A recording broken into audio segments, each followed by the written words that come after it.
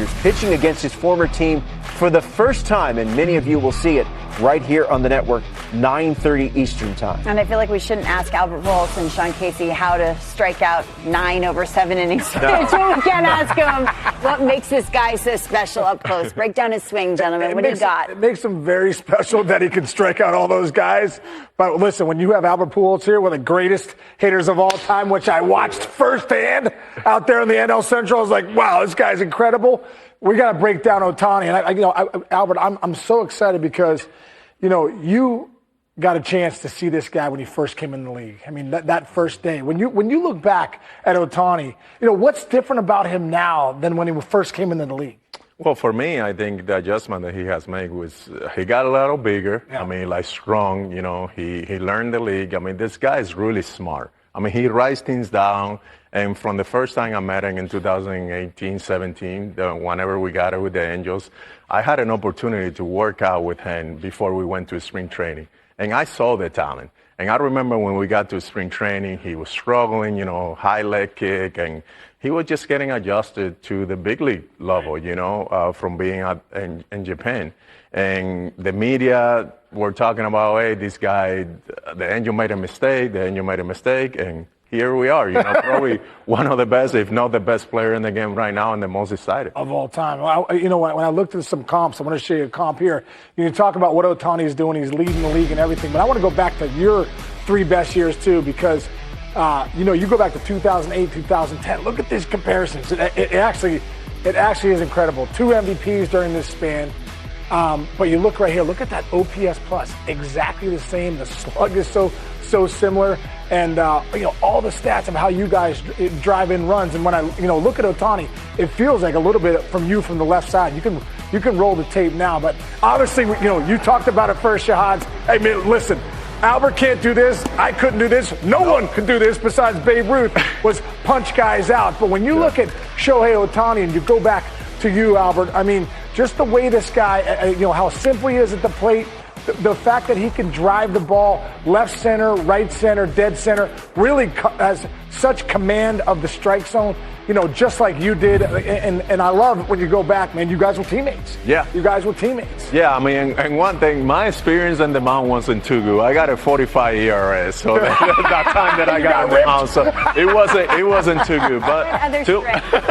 But to me, I remember, in spring training, when his first spring training, and I saw Ohtani follow me around the first 2 or 3 weeks of spring training and never asked me any question until one day, he came in the cage and he asked me about why did I do the tip top. Yeah, roll it forward because I want to show. I have a split screen coming.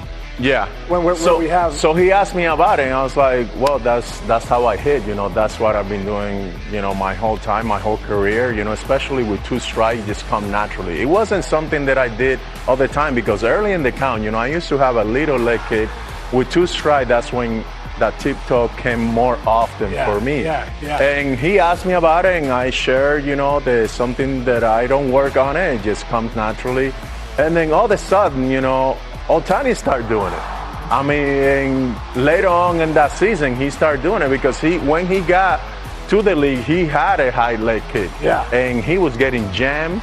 He didn't get that front foot down at time, especially for the breaking ball. So he saw that he was struggling. And sooner or later, he started doing that tip toe. So right there. Go ahead and show us, Al, what you're talking about. Well, his front side, if you look at right here, his front side, he started doing this little thing and he started feeling comfortable. I mean, and I don't want to take any credit of that. All his credit is going to Ohtani making the adjustment that he had to do. But look how similar. When you look at that, he felt that he was getting jammed and that put him into a strong position. And he understood that he doesn't have to pull the ball to hit the ball out of the ballpark. I mean, when he's good, this guy go from pole to pole. Hit the ball to left field, to center field, to right field. And he understood that. He understood that he's so strong that if he can just let the ball get deep and be in a good balanced position to make a good swing, he's going to hit the ball out of the ballpark. I mean, it's pretty impressive what he has done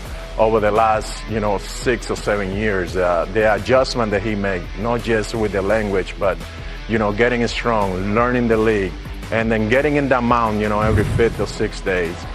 it's pretty special. I want to talk about that for a second. You can pause the tape right here really quick because I want to get into a conversation with you. Because I love what you said there about letting the ball get deep. Because the language nowadays in a lot of things is, hey, the party's out front. The party's out front. And I know playing 12 years in the big leagues and you playing 20 plus years in the big leagues, be careful with the party out front, because if you want to be a great hitter, you have to own the back part of the plate. Can you talk about that a little bit when you say, hey, Ohtani started to learn to let the ball get a little deeper because he goes to left center better than most people in the game? You know, we're talking, I mean, I can use the T here since we have it here, but a lot of hitting coaches don't like the T. This is my bread and butter. I mean, whenever I was struggling, I go to the cage and use the T, because when you're trying to find your swing, what do you want to do? Build consistent. You want to be consistent on the swing, and I feel like if I had the ball in the tee, no movement at all, I'm going to repeat the swing over and over and over, you know. And I have this little routine where I put the ball on the outside, on the play in the corner. I think you guys saw it. Vladdy has the same routine because we talked Vladimir Guerrero Jr. and over the All-Star game a couple of weeks ago, we break it down. But I just started with my back foot here, let that ball get deep, you know, boom. And then take about 5 or 10 swing and just try to focus on hitting the ball the other way. Then I move it to the middle. And the same spot, which is tough, you know, same thing, just try to let the ball get deep. I don't say that in the game, you're going to let the ball get this deep. Right. Again, you're going to catch it here in front. But what that prepares you, you know, that time that we do let the ball get so deep, you train your body so hard that you're going to react to the base when you're going to hit a bullet on the gap or maybe a line drive over first base head. So I'm not a big fan about catching the ball in front here, because if I train this on hitting and coming and getting, before you know, you start drifting the body forward. And now you're catching the ball way too much in front. Right, and I think sometimes too with the pitching nowadays too. I mean, guys make their money. I feel like the best pitchers make their money in that last 5 feet with the balls cutting and sinking. A lot of movement. So visually, if I'm working on letting the ball get deeper, I'm visually better on a take. I mean, that ball's sinking, I'm going to take it. So I love what you said. And what do you think nowadays too? A lot of organizations don't like using tees. There's organizations out there now that their tees aren't even in the minor leagues. I remember when I went with the Dodgers after I got released with the Angels. You know, Robert and the hitting coaches, they really didn't like it. And I remember some of the guys say, well, what are you going to tell Albert right now? Not to use the tee? But this is something that I did in the minor league. And this game is about making adjustment. What gets you prepared for the game, and the tee was the best thing for me. Yeah, I mean, I agree, man, and I agree. And like, it's the one spot that you can work on things all the time and get your. And I shared with you early, like this is what I used to do. I put the ball in the middle, and I try to play a little game in my mind. Just drive the ball back to the middle on the line, like line drive. And my goal was try to hit 10 in a row. And if I don't hit 10 in a row, like I go back to 0. Sometimes I used to have 9. I need one more and boom, make it out. Start over. And if I told myself, if I pop that ball up in the air, you know, it was an out, and I start back over. Love it, man. You don't Absolutely hit 10 in a row, you go back to 0. Yeah, there's a lot of reasons why I was not a good hitter, but that is one of them. Work ethic is one of them. Because Albert, I'm not going to lie to you, that sounds mind-numbing. That's what made you one of the greatest, if not the greatest right-handed hitter of all time. Repetition's the mother of skill. Shohei's got a lot of it here. Albert had a lot of it there. And for all the kids out there, keep using the T. Don't stop using it. If one of the best ever can use it, we all can use it too. I'm like, all right, I hit 4. Now let's go in and watch Happy Days. Let's do that. Sounds fun. All right, great job, guys. This is MLB Now. We are the show for the thinking fan. Hi again, everybody. I'm Brian Kenny. Welcome back. 90 minutes today. In it for the long haul. Ron Darling, Russell Dorsey on the panel. We'll have our baseball plays, our baseball awareness plays, and Bonds versus Ruth. You may have seen this. A group of statisticians have Barry Bonds as the #1 player of all time. I will go in depth. I'll examine. I'll be fair. I'll debunk. But first, I want to bring you back to the prevailing theme of this season. And that's the Dodgers winning the World Series and then going on an unprecedented spending spree for a world champion. A true bid by the league's superpower to extend their dominance. It's impressive. And it brought back the fear of one team using its financial might to take over baseball. Blake Snell, one of the top pitchers on the market, maybe the best. Roki Sasaki, there he is. Top international free agent on the market, highly coveted. They buy up two dominant relievers, Tanner Scott, Kirby Yates, while bringing back their own free agents, Blake Trinan and Teoscar Hernandez. Just the year before, even we had to check, hey, was that last year? Was that 2 years ago? Shohei Ohtani, at the time the biggest contract in the history of baseball. And then they signed the premier international free agent, Yoshi Yamamoto. And then they also trade and extend Tyler Glasnow. Total investment, combined salaries, $1.6 billion. $1.6 billion in salary commitment in 2 years. So given that, I've said it all season, the Dodgers have been a tad disappointing. Just a tad. Injuries, yes, but the superpower hasn't quite come together. This is a club averaging 105 wins a season over the last 7 years. 105. Yesterday it finally happened. Dodgers no longer have sole possession of first place. They were up 9 at one point. Facing the Angels last night, little hard luck. 7th inning, 2 on, nobody out. Ohtani hits into a triple play. Crazy. 9th inning, tied up. Ohtani would hit a home run to give the Dodgers the lead on the Angels. Ohtani's numbers have slid since he started pitching, but he's picked it right back up. I have to admit that. Right now, he still leads the National League in homers, slugging, OPS plus. He'll get the start on the mound tonight against the Angels. I think that's playing with fire, but that's another subject. Right now, there it is. Angels tying the game up off Alex Vesia in the bottom of the 9th, then winning the game in the 10th inning. Dodgers lose. Meantime, Padres win, and they've loaded up. Nestor Cortez pitched well last night. They just picked him up. They need innings. They got him. They beat the Giants last night, and the Padres sensed the chance to take down the Dodgers. They dealt for Mason Miller, added Freddie Fermin at catcher, Ryan O'Hearn, who can hit, Ramon Laureano, and now the Padres have tied up the Dodgers in the NL West. So big changes being completed last night. I want to take you back first to June 19th and the sense of order that we had in baseball. In first place at the time, Mets, Cubs, Dodgers, Yankees, Tigers, Houston Astros. Right? Astros, nice lead at the time, up 5.5.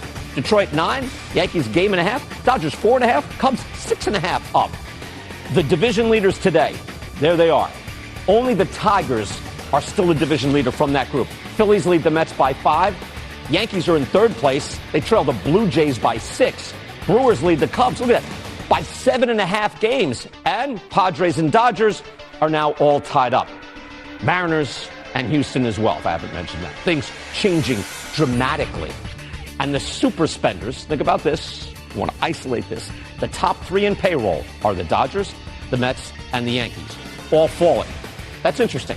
Let us know what you think, by the way. We're on X at MLB Now. Who has the best chance of winning their division? We'll talk about the tied-up clubs, Dodgers, Padres, or the Mariners and the Astros. Russell Dorsey is here. Russell, it's good to see you again. Welcome back to the show. Double duty Radcliffe is Ron Darling, who goes to Queens at night and then comes back here during the day. Ronnie, great to have you back. What else do I have to say? Yeah, you're not busy in the mornings. That's right. I think this is fascinating, and I use it, and then John Heyman gets on me on almost every show, and he's texting me, hate texting me left and right. A tad disappointing.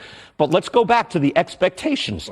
This is a rare, bid at global dominance. It hasn't quite worked, Ronnie. Why? Well, first, I think even in May and early June, we were saying they're on their way to 105 wins. Mm-hmm. They'll win it by 15, 20 games. That hasn't happened. Why hasn't it happened? Injuries, of course, especially to their pitching staff. I think Freddie Freeman, who is probably our most consistent performer over the history of his career, was not consistent this year. Mm-hmm. Mookie Betts is one of our greatest players in the game. He's down has offensively. Not been good. Is it playing shortstop? Who knows what it is? We don't know the reason. But he has not been the same Mookie Betts. I think when you look at the Dodgers, you just think that kind of core is going to be so consistent that there's no way they're going to run into any bad streaks. But they've been 12-20 in their last 32. Mm-hmm. That's un-Dodger-like. And I think a lot of it has to stem from they're not getting that great pitching performance, every night from the starting pitcher. So they've had to go to the bullpen. The Dodgers are in danger of maybe pitching as many innings out of the bullpen as their starting pitchers throw. That's a trend in baseball. It's not a good trend. Right. It depends, but not for them. The investment they have in starting pitching. Yeah. On the whole, I kind of like it, but I get what you said. You got it a shot there at the end. I did. It still hasn't. I'm not processing that the Dodgers could be in wild card series. You know what I mean, Russell? Like this is actually real. Yeah, and I think to Ronnie's point, you look at their starting rotation.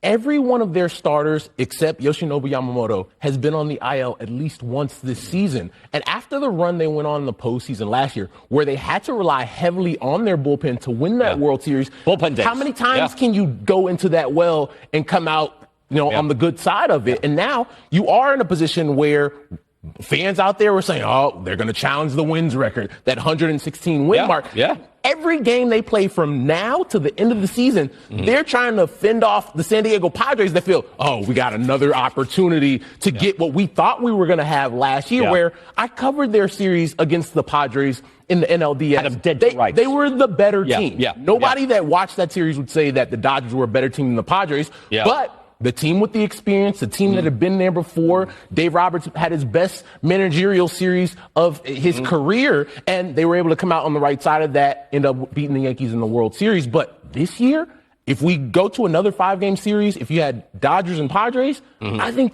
the Padres have them. Part of it, I just like to point out, like all the injuries in the starting rotations, like they buy high-risk guys. Yes. That's the deal. And I think that's a smart model. Hey, let's get guys who can pitch 120 innings of excellence. We don't need 200, and that's kind of the new model anyway.